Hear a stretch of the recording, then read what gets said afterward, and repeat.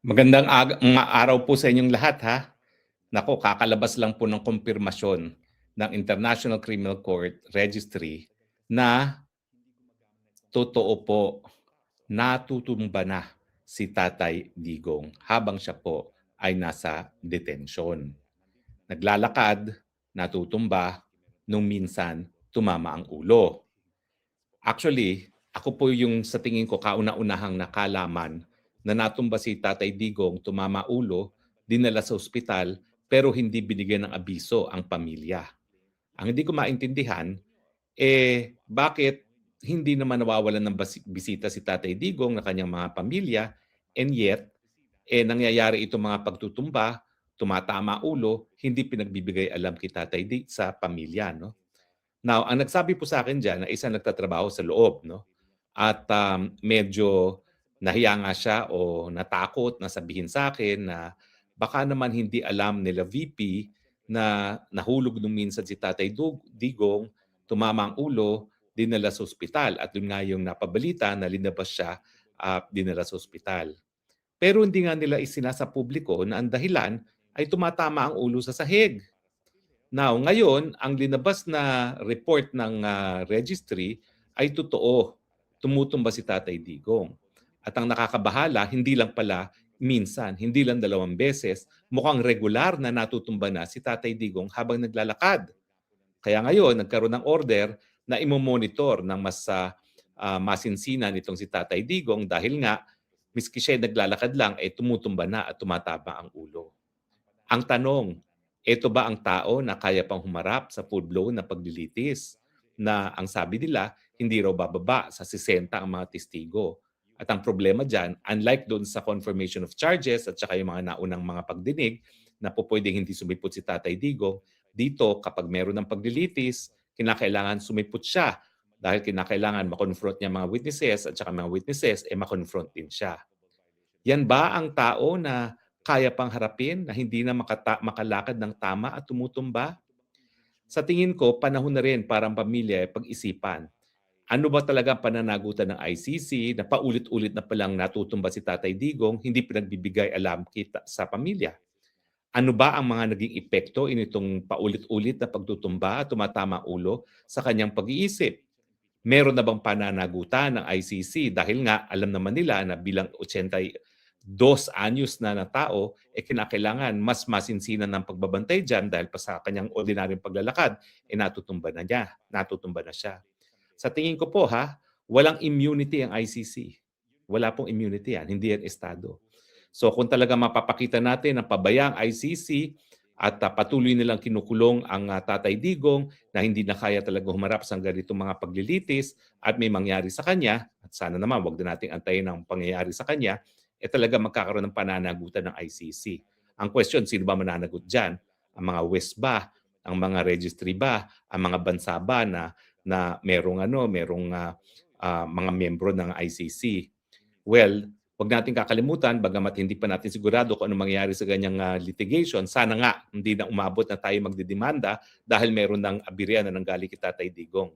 Ngayon pa lang, sana masusi ng pag-aralan ng bagong trial chamber kung kaya pa ni Tatay Digong na humarap sa mga paglilitis na ito.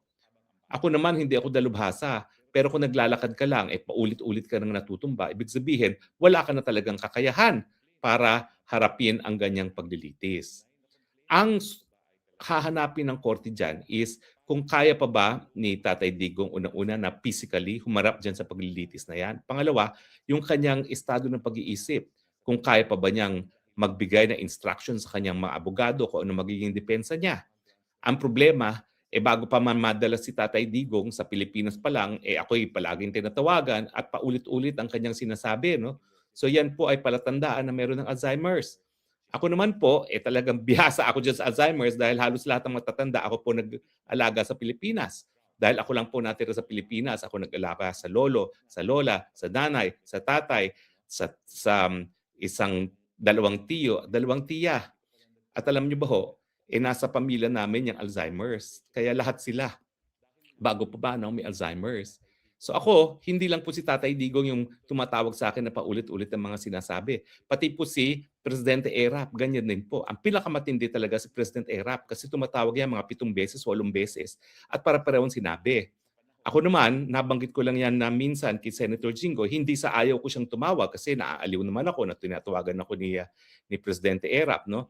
Pero nung nasabi ko po kay Senator Jinggoy, naku, tinanggalan ng telepono si President Erap. Kaya natigil yung mga phone call namin ni Presidente Erap na hindi ko naman talaga kinukonsidera na abala, na aaliw nga ako dahil kahit papano nakakatulong ako doon sa kaibigan nating si Presidente Erap. Hindi naman po gano'n katindi yung karanasan ko kay Tatay Digong. Kaya lang talagang paulit-ulit po si Tatay Digong.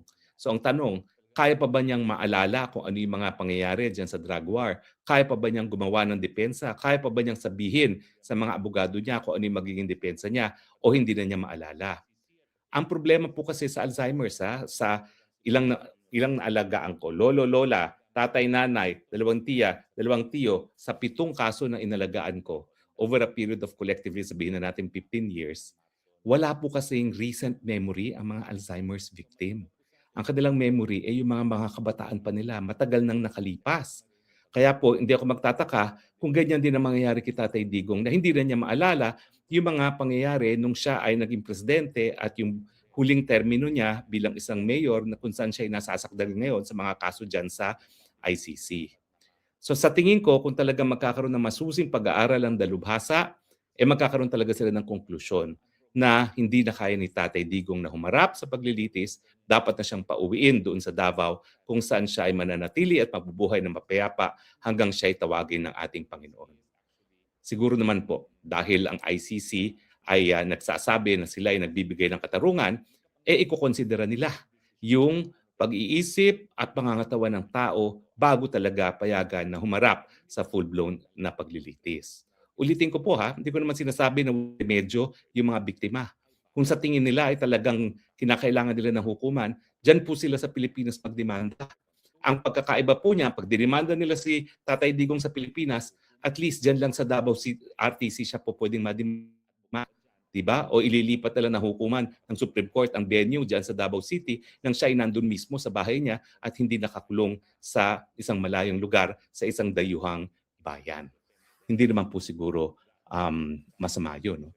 Dahil ang sinasabi naman natin, ang mga lokal na hukuman ay bukas at kayang magbigay ng katarungan gaya ng binigay na katarungan dun sa pamilya ni Kian de Los Angeles. So maraming salamat po sa inyong patuloy na pagtitiwala at patuloy na panunood, pakikisama dito sa ating Spokes Hour.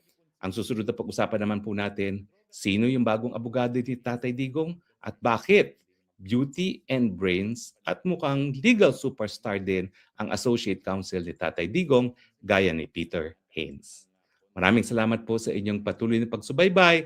Ito po ang inyong Spokes ang Bayan nagsasabi, I love you, Philippines. You're the only country that I have. You're the only country that I will love. God bless the Philippines.